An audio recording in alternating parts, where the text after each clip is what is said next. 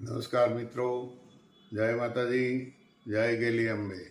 હું મનસુખભાઈ કે ડોબરિયા કરજણ અને મારી સાથે કંજીભાઈ અંટાળિયા સુરત, બાપુના સલાહકાર અને મંદિર જીર્ણોદ્ધારના મુખ્ય વહીવટકર્તા.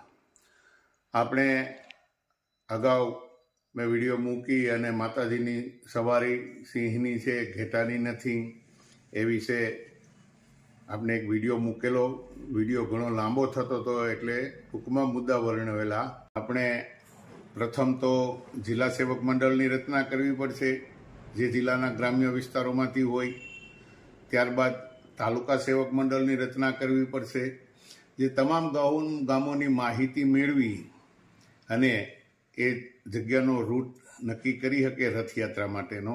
એના વિશે આપણે આજે વાત કરીશું. સૌ પ્રથમ તો મંદિર પરિવારના સેવક પરિવાર છે, જે ભાડલા માતાજીના મંદિરનો, એ લોકો કચ્છ, કાઠિયાવાડ અને ગુજરાતના તમામ જિલ્લા, જે જિલ્લામાં માતાજીનો ગોઠી પરિવાર વસતો હોય ત્યાંના 5-7 આગેવાન સેવકોની નિમણૂક કરશે.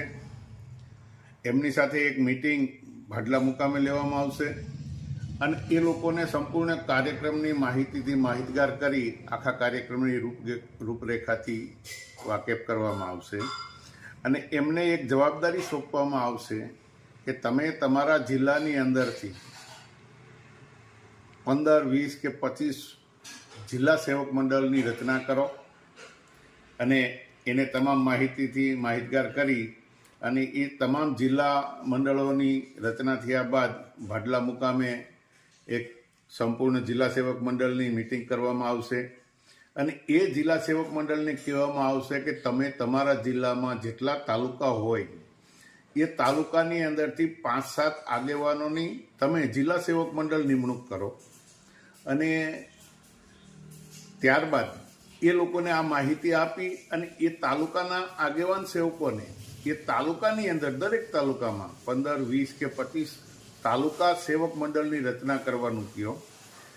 એ તાલુકા સેવક મંડળોની રચના થઈ ગયા બાદ એક ત્રીજી મિટિંગ માતાજીને ધામ ભાડલા મુકામે લેવામાં આવશે અને એ તાલુકા મંડળને જવાબદારી સોંપવામાં આવશે કે તમારા તાલુકાના 25, 30, 40, 50 જે ગામ હોય એ ગામોની અંદર તમે 2-3 ગામ એક સેવકના ભાગમાં આવે ત્યાં જઈ અને માહિતી એકત્ર કરો કે કયા ગામમાં કઈ જ્ઞાતિનો માતાજીનો મઢ આવેલો છે, કયા ગામમાં કઈ જ્ઞાતિના કેટલા ઘર છે, કેટલા વ્યક્તિ છે જેના કુળમાં માં ગેલી અંબા કુળદેવી રૂપે પૂજાય છે. તેમના નામ, નંબર, સરનામા એકત્ર કરી અને એ માહિતી તાલુકા સેવક મંડળે એકત્ર થાય ત્યાં એક કોપી રાખી અને એ જિલ્લા સેવક મંડળને આપશે.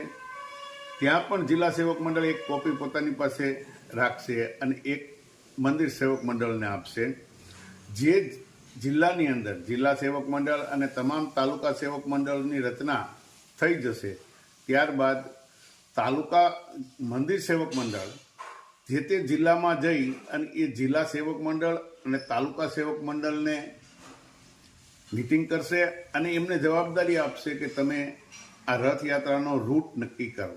એ તાલુકા સેવક મંડળ જ કરી શકે. એક જગ્યા પર ઉત્સવ કરવાનું નક્કી કર્યું, માતાજીના રથના પૂજન વધામણા કરવાનું, તો એ ગામની આજુબાજુના 5-7 ગામના સેવકોને જાણકારી આપી કે આ તારીખે, આ વારે, આ સમયે માતાજીનો રથ આવવાનો છે, તો તમારે પૂજન વધામણા કરવા આવવાનું છે. આ માહિતીથી તાલુકા સેવક મંડળ જ માહિતગાર કરી શકે.